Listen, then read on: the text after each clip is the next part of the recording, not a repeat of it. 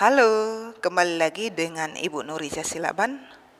Untuk video kali ini, Ibu akan menceritakan mengenai topik PKN kelas 11 dengan judul Mewaspadai Ancaman Terhadap Negara Kesatuan Republik Indonesia.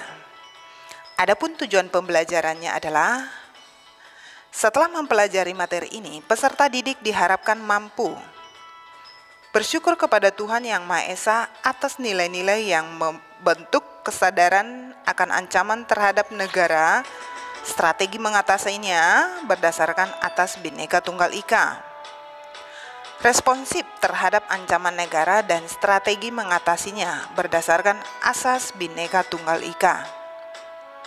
Menganalisis kasus-kasus ancaman terhadap ideologi, politik, ekonomi, sosial, budaya, pertahanan, dan keamanan, dan strategi mengatasinya dalam bingkai Bhinneka Tunggal Ika.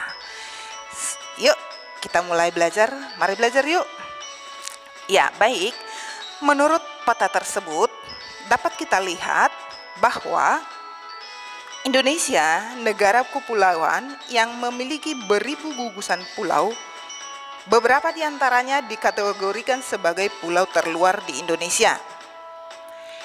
Indonesia juga memiliki pulau terdepan yang berada di garis terdepan dengan negara lain. Pulau terdepan dan terluar di daerah perbatasan, ini sangat memerlukan perhatian khusus. Kenapa? Karena sangat rawan terhadap ancaman, terutama ancaman yang berasal dari luar.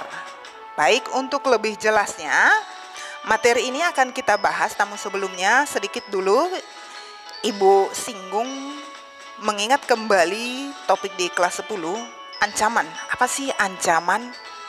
Ancaman itu adalah setiap usaha maupun kegiatan, baik dari dalam maupun dari luar negeri yang dapat membahayakan kedamaian setiap bangsa.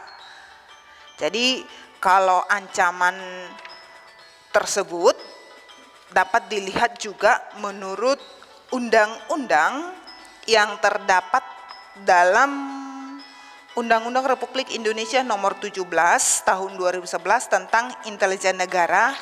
Di sana dikatakan bahwa ancaman adalah setiap upaya, pekerjaan, kegiatan, dan tindakan, baik dari dalam negeri maupun dari luar negeri, yang dinilai dan atau dibuktikan dapat membahayakan keselamatan bangsa, keamanan, kedaulatan, keutuhan wilayah, negara kesatuan Republik Indonesia, dan kepentingan nasional dari berbagai aspek, baik dalam bidang ideologi, politik, ekonomi, sosial, budaya, serta pertahanan dan keamanan. Jadi di sini pun di sisi lain dapat kita lihat ada beberapa ancaman yang perlu kita ketahui, seperti ancaman dari luar negeri, misalnya propaganda, ancaman dari dalam negeri, misalnya makar. Ada lagi ancaman militer, ini ancaman yang menggunakan kekuatan bersenjata. Ada lagi ancaman non militer atau ancaman yang tidak menggunakan kekuatan senjata. Indonesia sendiri memiliki banyak ancaman dalam berbagai bidang. Nah, ini yang perlu untuk diwaspadai. Misalnya dapat kita lihat seperti yang pertama, ancaman dalam bidang ideologi. Ancaman dalam bidang ideologi ini yang dirasakan oleh bangsa Indonesia itu pengaruh dari PKI. PKI kan pernah berusaha untuk merubah ideologi Pancasila menjadi komunis. Itu puncaknya dapat kita lihat pada saat gerakan 30 September 1965. Mereka kan berusaha untuk menculik dan membunuh sejumlah perwira tinggi Angkatan Darat. Misalnya Ahmad Yani, R. Suprapto, MT Haryono, S. Suparman, D.I. Panjaitan, Sutoyo S, Andreas. Mereka itu kenapa ditangkap? Karena dianggap sebagai satu-satunya penghalang mereka dalam merubah ideologi ke komunis. Nah, sementara kan perwira tinggi ini menganggap bahwa Pancasila merupakan harga mati, ya tidak bisa ditawar-tawar, itu dia. Nah, di samping pemberontakan PKI, ada lagi pemberontakan DITII atau yang kita kenal dengan nama Darul Islam Tentara Islam Indonesia. Pemberontakan ini berusaha untuk mengubah ideologi Pancasila dan membentuk negara Islam Indonesia. Yang kedua, ada ancaman dalam bidang politik. Ancaman dalam bidang politik ini dapat dilihat dari gerakan separatis atau yang sering kita ketahui bahwa gerakan separatis ini adalah suatu kegiatan yang dilakukan oleh sekelompok masyarakat di Indonesia yang ingin memisahkan diri dari NKRI. Contohnya apa? Contohnya Republik Maluku Selatan. Kemudian ada gerakan Andi Ajis, kemudian ada Permesta. Kemudian yang ketiga adalah ancaman dalam bidang ekonomi. Ancaman dalam bidang ekonomi ini dapat dikelompokkan menjadi dua, yaitu ancaman internal dan ancaman eksternal. Ancaman internal ini atau dari dalam itu dapat berupa tingkat inflasi yang cukup tinggi. Ada lagi pengangguran yang cenderung meningkat, kemudian infrastruktur yang belum merata di seluruh daerah, dan penetapan sistem serta kebijakan ekonomi yang belum jelas. Nah, sementara ancaman eksternal berbentuk ketergantungan yang tinggi terhadap asing, daya saing yang sangat rendah, dan kinerja ekonomi yang belum baik. Gitu dia. Kemudian yang keempat adalah ancaman di bidang sosial. Ancaman di bidang sosial ini merupakan ancaman yang dapat kita lihat dapat didorong oleh isu-isu kemiskinan, kebodohan, keterbelakangan, dan ketidakadilan. Nah, isu-isu tersebut lama-kelamaan dapat menjadi sebuah kuman penyakit yang mengancam persatuan dan kesatuan bangsa, yang dapat mengancam nasionalisme dan patriotisme. Jadi watak kekerasan dikhawatirkan ya bisa berkembang seperti api dalam sekam di dalam kalangan masyarakat. Nah, ini dapat mendorong munculnya konflik antar masyarakat atau konflik vertikal antara pemerintah pusat dan juga pemerintah daerah. Ya, untuk yang berikutnya adalah yang kelima, ancaman bidang budaya. Ancaman dalam bidang budaya ini timbul bersamaan dengan dinamika yang terjadi dalam globalisasi. Jadi dengan munculnya globalisasi ini, nilai-nilai budaya dari luar sulit untuk dibendung. Nah, jadi dunia seakan-akan menyatu gitu. Jadi satu kampung, lebih real.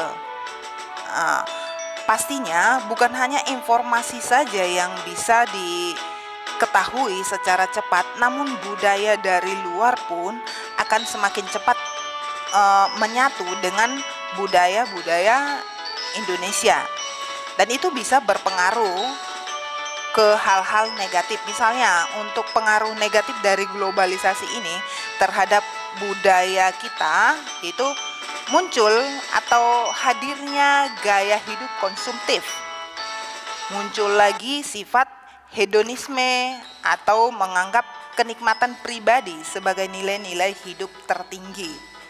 Kemudian lagi menguatnya sikap individualisme atau mementingkan diri sendiri, dan hadirnya gejala westernisasi atau gaya hidup yang selalu berorientasi kepada budaya barat tanpa memilah baik buruknya.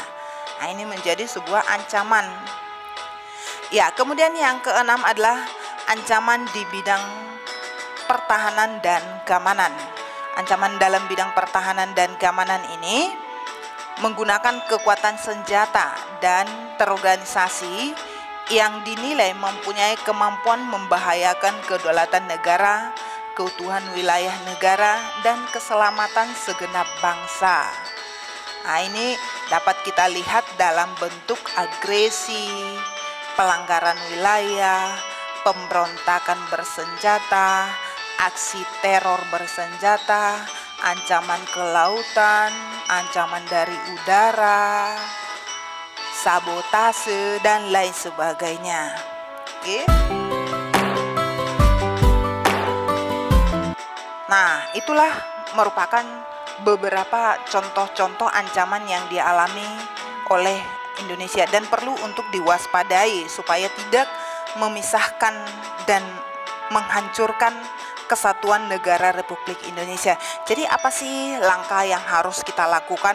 Strategi apa yang digunakan untuk mengatasi berbagai ancaman terhadap bidang ideologi politik, ekonomi, sosial, budaya, dan pertahanan serta keamanan dalam membangun integrasi nasional.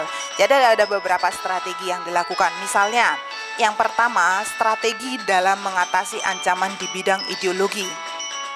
Melalui kebijakan dan langkah-langkah politik yang tepat dan intensif untuk mencegah meluasnya pengaruh ideologi lain terhadap ideologi Pancasila, maka konsep penanganan dalam menghadapi ancaman berbasis ideologi ditempatkan dalam rangka upaya bela negara. Jadi lapisan terdepan dalam konsep penanganan ancaman ini terdiri dari unsur-unsur, misalnya departemen yang membidangi bagian ideologi tersebut.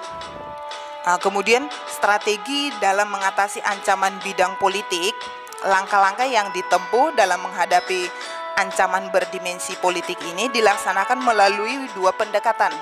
Yang pertama itu pendekatan dari dalam, yaitu melakukan pembangunan dan penataan sistem politik dalam negeri yang sehat dan dinamis dalam rangka negara yang demokrasi yang menghargai pluralitas atau pluralisme sebagai bangsa Indonesia.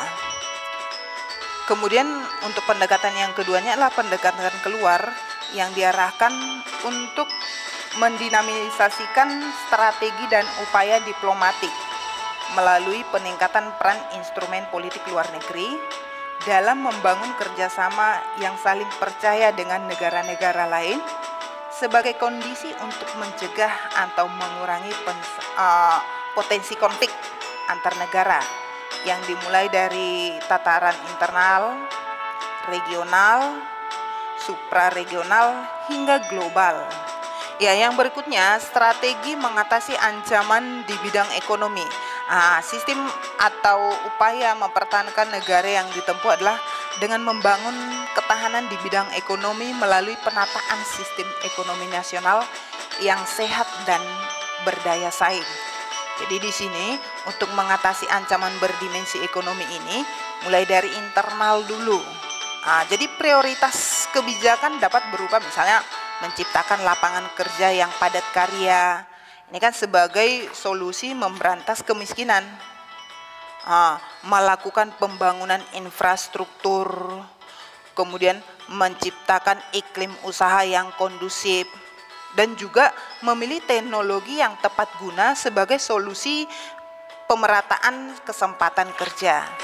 Jadi untuk menghadapi ancaman berdimensi ekonomi dari internal juga dapat dilihat Indonesia harus membangun dan menjaga hubungan baik dengan negara-negara utama dalam tatanan ekonomi politik dunia. Kemudian yang berikutnya adalah bagaimana cara atau strategi mengatasi ancaman dalam bidang sosial budaya. Untuk mengatasi ancaman terhadap sosial budaya ini, pemerintah harus banyak mengajakkan atau menggalakkan program untuk meningkatkan rasa cinta terhadap budaya. Misalnya apa yang dilakukan? Contohnya ada program Aku Cinta Produk Indonesia. Ini kan dapat menjadi salah satu alternatif. Kemudian juga memberikan dorongan untuk melestarikan budaya lokal serta memberi batasan terhadap media yang memberi dampak buruk terhadap bangsa. Ya, untuk strategi yang berikutnya dalam mengatasi ancaman yaitu dalam bidang pertahanan dan keamanan, maka berkaitan dengan ancaman di bidang pertahanan dan keamanan dilakukan dengan cara diplomasi. Apabila usaha diplomasi serta perlawanan tidak bersenjata gagal atau tidak efektif, Untuk mencegah agresi yang dilakukan oleh suatu negara, lapisan pertahanan militer itu menjadi pilihan terakhir dan yang paling menentukan. Dalam hal ini, Presiden selaku pemegang kekuasaan tertinggi atas Angkatan Darat, Angkatan Laut, dan Angkatan Udara mengarahkan kekuatan TNI untuk melaksanakan operasi militer untuk perang guna menyelamatkan NKRI dari ancaman agresi militer negara lain. Ya, baik, itulah merupakan topik pembahasan ancaman terhadap NKRI dan bagaimana cara mengatasi ancaman tersebut. Mudah-mudahan dapat dipahami dan dapat dimengerti. Terima kasih sudah mendengarkan dan melihat video saya. Sampai jumpa kembali untuk video berikutnya. Tetap semangat!